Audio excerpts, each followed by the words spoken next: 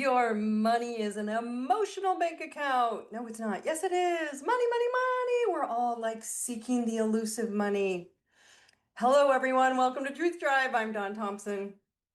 And if you are new here, I am Don Thompson from years of doing this Truth Tribe call. And I am known as the Soul CEO Activator. Why? Because I decode the boulders keeping you stuck so that you can design the life that you actually deserve and not the one that you were told to settle for. And we all do. Truth Tribe exists for one reason: self-awareness and self-honesty in your health, your wealth, your love, and everything in between. So let me say this clearly, as I do on every call. You are already perfect. There's nothing wrong with you. We're not fixing you, we're just understanding you, because nothing makes sense until you make sense of you. And this month, we've been talking about big reality checks. What does my reality look like, and can I check it? These are data points of information. And your reality is your report card. The data coming back is giving you a report on you. So week one, we looked at relationships. What are other people revealing about the version of you who keeps showing up? Week two, we looked at an authentic honesty. What truth do you already know that you keep studying, analyzing, discussing, journalizing, therapizing, spiritual marinating in? What are you in? Instead of actually doing something about it. This week, we're going to go to the boo-boo, the thing that we talk so much about, your wallet, because we're talking about money. But you're probably not going to think it's the way you would think we're going to talk about money, because everybody's looking at the actual paper money, the bank account, because your money isn't paper. It's an emotional bank account. That's where it starts. And I know you want money to be math. I get it. I did too forever. Money in, money out. Make more, spend less. Invest, save. So cute, so good, so strategic. I get it. It's helpful, but it's incomplete. We have to get the complete visual of what we're trying to upgrade in our lives, to become limitless creators. And because if money were only math, everyone who knew how to use a calculator would be wealthy. Money is emotional, my friends. Money activates safety and worth and fear and freedom and guilt, control, receiving, power, trust, survival. And this is why you can know everything you're supposed to do and know about money and still keep repeating the same patterns. Ding, ding, ding. There it is, patterns. Because sometimes the problem isn't sitting in your bank account. It's sitting in your emotional account. So let's spill some tea and the trendy lie on money. So here's the trendy lie. I just need to make more money. Maybe. But here's my question. Can you hold more? Can you receive more? Can you manage more? Can you ask for more? Can you stop giving everything away? That used to be me. So I know what we're doing emotionally. Can you stop feeling guilty for wanting more, for wanting to be a billionaire?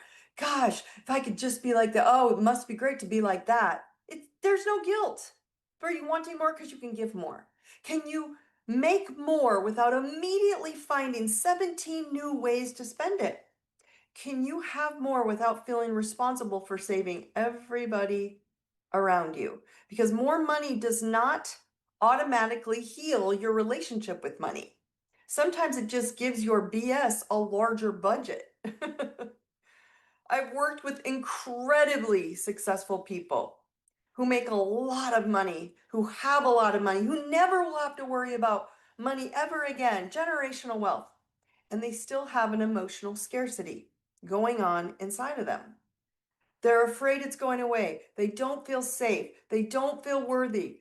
They overwork still to keep it. They undercharge because asking for more feels uncomfortable. They overgive because receiving feels selfish. They say yes when they want to say no. They rescue people. They give away their time. They give away their knowledge. They give away their energy. And then they wonder, why am I exhausted and resentful?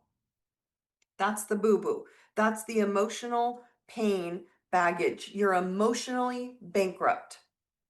And the cold, hard truth that we have to look at is show me how you spend your energy, and I'll show you what you believe you're worth. It goes back to our birth. Your first bank account, my friends, was your mother. The energy you were given, whether it was controlling, whether it was nurturing, whether it was smothering, whether it was overwhelming, whether it was critical.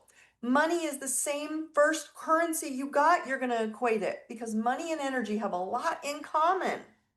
You have deposits and you have withdrawals. You have investments and you have expenses. You have debt and you have assets. And some of you are walking around writing emotional checks that your ass cannot cash. You wouldn't walk down the street handing random people $100 bills if you didn't have it. Or you're doing it because you feel guilty for having it. Here you go. You too. Would you like some? Oh, you don't respect me? That's okay. Have another 100. Think about it. You continuously criticize me. Fantastic. Here's 50 more. You call me when you need something. Perfect. Take my entire wallet. Hopefully. But you do it with your energy every damn day. It has nothing to do with the paper hundo that you hand out.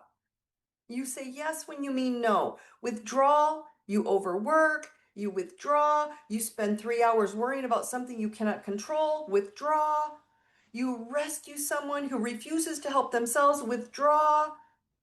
You continuously explain yourself to people committed to misunderstanding you, withdraw. You give your time away, that's a big one, and then become resentful that nobody values you, withdraw. And then you wonder why you don't feel abundant. Because abundance isn't only about your bank account. It's also about what is left of you at the end of the day. So let's talk about money and worth. This is why I want to talk about worth and that emotional baggage bank account.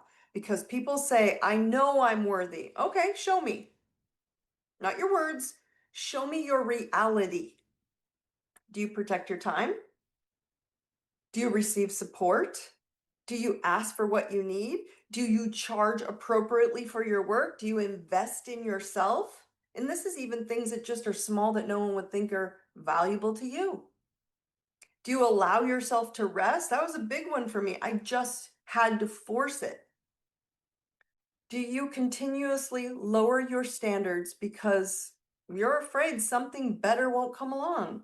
Do you keep relationships, jobs, clients, and commitments that emotionally drain you because some part of you believes this is the best you can get? That is worth. Worth is not standing in front of the mirror saying, I am worthy, I'm abundant, money flows to me. Those are great, but the action doesn't match it. And then immediately you answering an email from someone who hasn't paid you in 6 months. That's the action. Your actions are constantly revealing what you believe you deserve. The brand of my company, I deserve it. It's not about you're entitled. It's about your energy proving to the world, reality check what you deserve. And this is why your reality is your report card.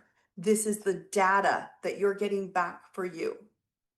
And you can tell me all day long that you believe you deserve more.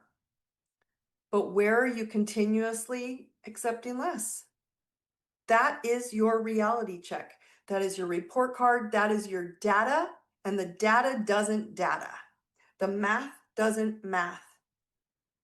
Energetic math, energetic data, when it's coming back at you, it is your sonar sending out going, that's what I look like. That's my reality. That means I don't feel worthy.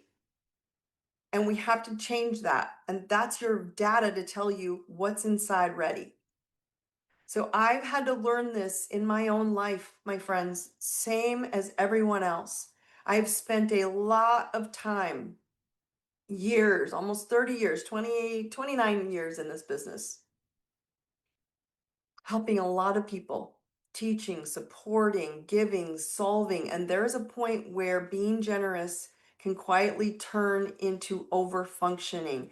I had a point, and it's hard to admit this, but energetically, I was working 18-hour days for months and months, I mean, years even, probably. And you don't always notice it. I didn't notice it because it looks good. You're helping, you're serving, you're being productive. That was my badge of honor. You're being needed, but at some point you have to ask yourself, am I giving from a surplus, or am I giving because I'm connecting my worth to what I can do for other people? That was me. Those are not the same thing. If you're running a business, if you're going to a job, are you giving the energy that you're equal in value to? When your value goes up, the job changes, the income changes, the relationships change because they match frequency to your value. And this is why I talk about your energy checkbook, because every single day you are spending energy and you have to decide where it goes. I used to believe that if I could do more, help more, work more, solve more, that was valuable. Until you realize you can be incredibly valuable to everybody else and completely, it's just so hard to crazy that I did this, bankrupt yourself. My body told me that. My body shut down, said, we're done. We have no more energy to give. And eventually your body will send you a bill. Mine did. Your relationships will send you a bill saying, you're not giving to me. You're not giving to me anymore. Why are you taking it back? Why are you not giving me more? Your business will send you a bill. Your resentment will send you a bill. And it's other people resenting you, needing money from you, telling you you're not giving them enough. And apparently those bills collect interest. Rude, I know, but it happens. So I had to learn to ask this question. Is this an investment of my energy? Or is this an expense? Does this relationship give something back, or at least balance me? It's equal. Does this commitment align with where I'm going? Does this person value what I'm giving? Does this business decision support the life I say I want? Or am I just searching in a sea of strategy? Or am I spending myself because spending myself is what I've always done? Spending myself, spending out myself, my energy, my this. This is completely different money conversation, my friends. Think of money as energy. You all have bank accounts. There is no paper there. It's a digital number that raises and drops according to the energy that you know you're ready to receive. It goes up because you're just open. It goes down because you're restricted. So, by the way, your money BS is sitting inside your lighthouse too, your blind spot.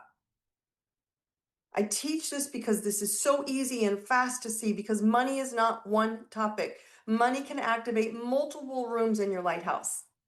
And today I want you to look specifically at your second house, your 8th house, and your 11th house. And tap into your moon if you want.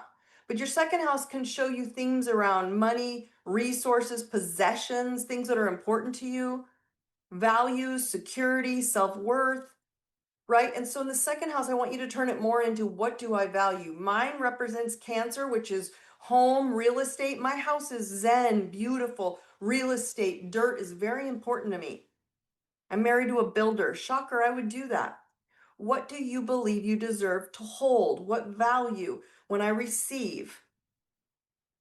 How do you create security? How do you relate to your own resources?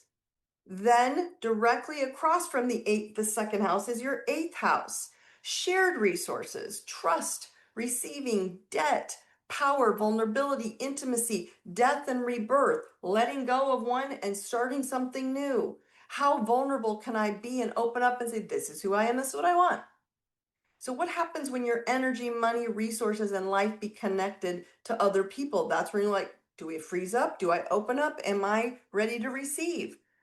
That's where this gets interesting, because you may be great at making money, but terrible at receiving it, keeping it.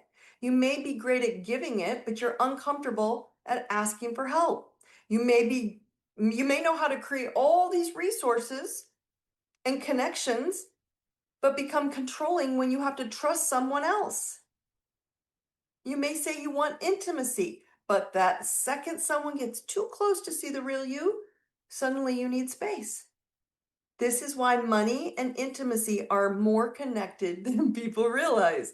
Both require trust, both require vulnerability, both require receiving, and both require boundaries. Both can activate power and control.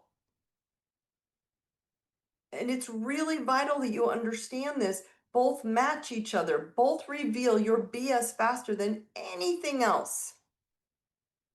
And so when you start to realize your emotions are very important value because your mom, your moon sign, sat when the first place you received in energetic deposits into your bank account, your emotional bank account. So look at your second house, look at your eighth house, also look at your Venus.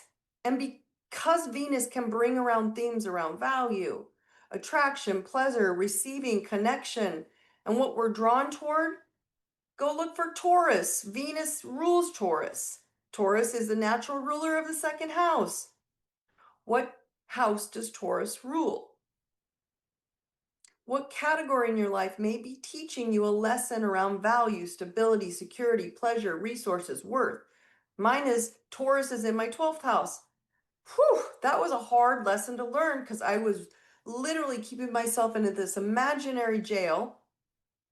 And I was literally sacrificing my needs for everyone else and overgiving and under receiving because I was locked up. Not anymore. And again, the chart isn't doing anything to you. Venus isn't sitting somewhere in the sky with your debit card making questionable purchases at Target. Your chart is a map of energy and it shows you the classroom, but you still have to take the class. So this 3-step protocol that I teach in the Lighthouse Mastery of everything I do. Let's take your money and your worth through my 3 steps. Number 1, do you know your BS, your blind spots? Where is the emotional overdraft? What is the block, Saturn, where you build structure? Where is the emotional baggage, Moon, your mom, your emotional energy? Where is the bruise? And where is the opportunity that you can make a breakthrough and be the best badass self and your natural energy will receive easy? Are you afraid of asking for more? Are you afraid to receive? Do you feel guilty when you have more than other people? Do you overgive, overspend, underspend? Are you locked up, overwork, avoid looking at your finances altogether because you don't want to see it? Do you believe money equals safety, control, freedom, love, approval, status? What is money emotionally representing for you? Because until you understand that, you may keep trying to solve an emotional problem with a financial strategy. And that shit gets expensive, my friends, because it's going to show up somewhere else in your life. Number 2, acknowledge your authentic self. What do I actually value? Who am I and what do I value? Not what am I supposed to value, not what looks successful, not what social media says wealth is. You. What is wealth to you? Time, freedom, that's a big one for me. Time and freedom. Those two are my thing, and I was overgiving both and receiving very little. I had to address those, and everything changed. Peace, maybe travel, family, security, impact, beautiful home, working less, receiving more, creating more. What do you want from your authentic energy space? Because you can spend your entire life climbing a financial ladder only to reach the top and realize, shit, wrong lighthouse. You were building someone else's version of success. Authentic wealth requires authentic honesty. What do I value? What do I want? What is enough? What do I want more of? What am I no longer willing to spend on myself? That is where your power comes back. And then 3, choose what do I want, not what do I need. Right? Can you choose what do you want? And what do you need becomes, it starts to melt off you. I need you to do this. I need them to pay more. I need more money. Right? And so instead, if you want more money, Do I want to raise more prices because I know what I'm worth? If you want a promotion, learn I don't need a new skill. I am the skill. Look at your damn bank account and you'll see. If you want more peace, do you want to stop saying yes and start saying no, thank you? Do you want more freedom? Do you want to stop emotionally financing everyone else's chaos? That's freedom. If you want more time, do you want to stop giving it away to people, projects, obligations that don't align with your truth? Or do you need to do that because it gives something of emotional strength where it's no longer fitting for you? That's lack. This is where money becomes mastery, my friends. Because now we're not just asking, how do I make more? We're asking, who do I want to be? I should say, who do I want to become? But I'm saying be to create safety, to safely create, receive, hold, and enjoy more money. That is a completely different question. So here's your reality check this week about yourself. Where am I emotionally overdrafting myself? Look at your money, your time, your energy, your relationships, your health, your business. Where are you spending more than you're receiving? And I don't mean every relationship needs to be perfectly transactional. That is not what I'm saying. I'm saying, please don't send your grandmother an invoice because she talked too long on the phone. You hear where I'm coming from. I mean, where have you created a chronic pattern of depletion and you just refuse to look at it? Where do you continuously give, fix, rescue, perform, spend without acknowledging the cost to you? And then ask, what does this reveal? What does this reveal about what I believe I'm worth? There's the tea. There's your tea leaves. I just read you the future. One confident action. Your confident action this week can be simple. Stop one emotional expense.